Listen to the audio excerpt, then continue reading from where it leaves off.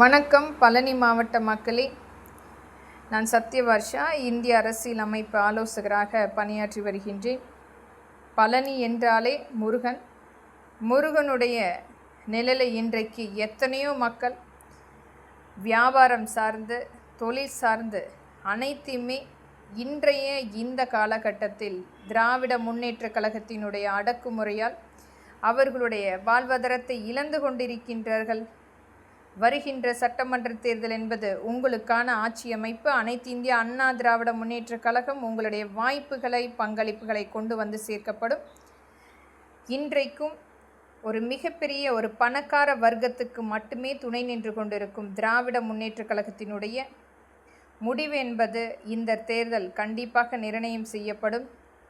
பழனி மாவட்ட மக்களுடைய எதிர்பார்ப்பு என்பது அனைத்து இந்திய அண்ணா திராவிட முன்னேற்ற கழகம்தான் என்பதை ஒவ்வொரு கோவிலுக்கு செல்லக்கூடிய நபர்களுக்கு கண்டிப்பாக தெரியும்.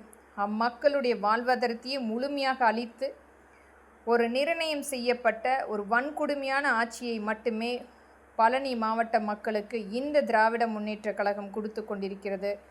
வருகின்ற சட்டமன்ற தேர்தல் என்பது பழனி மாவட்ட மக்களுக்கு அனைத்து இந்திய அண்ணா திராவிட முன்னேற்ற கழகம்தான் என்பதை ஒரு முழுமையாக அங்கீகாரமாக கொண்டு வரப்படும் என்பதை திறன்பட வலியுறுத்துகிறேன். நன்றி, வணக்கம்.